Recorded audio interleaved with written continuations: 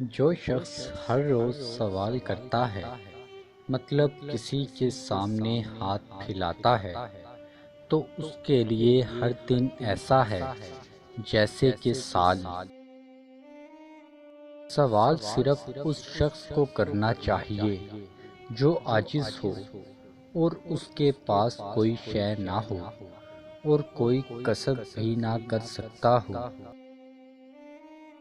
حق تعالیٰ کے نزدیک کوئی فعل بھوک اور پیاس سے زیادہ مقبول نہیں۔ آدمی کو چاہیے کہ تکلیف کر کے بھی قبر کو دور کرے تاکہ تواضع اس کی سرشت میں داخل ہو جائے۔ آدمی کو چاہیے کہ اسباب کو جان لے کہ کوئی شے دنیا میں اس چیز سے زیادہ ذلیل نہیں جو نیست ہو، یعنی فنا ہو جانے والی ہو، یا جس کا پہلے بھی کوئی نشان موجود نہ ہو۔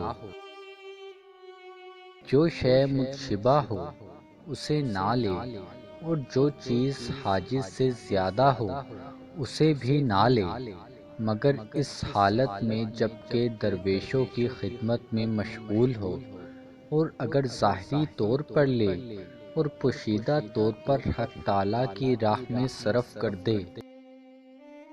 وہ لوگ جو غرور میں ہیں وہ دھوکہ کھا رہے ہیں۔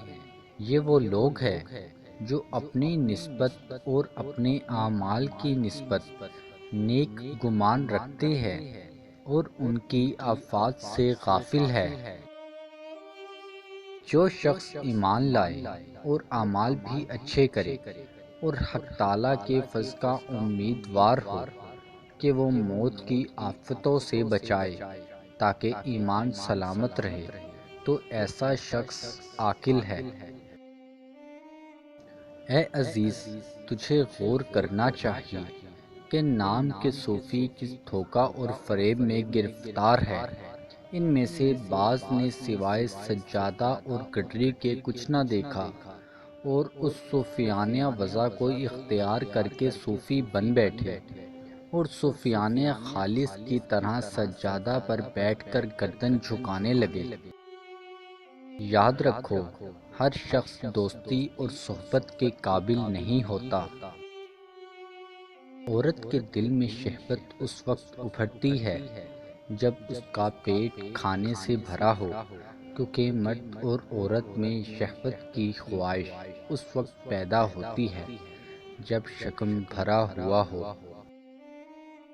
احمق سے دور رہنا ثواب ہے اور احمق کے چہرے پر نظر ڈالنا گناہ ہے۔ جو شخص تجارت آخرت کو چھوڑ کر دنیا کی سوداگری کی طرف رجوع کرتا ہے وہ بدبخت ہے، اور اس شخص کی کیا حالت ہوگی جو سونے کے کوزہ کو مٹی کے کوزہ سے تبدیل کرتا ہے اور دنیا کی مثال مٹی کے کوزہ کی طرح ہے۔ خدا تعالیٰ کے لیے دوستی کرنا بزرگ ترین عبادات میں سے شامل ہے۔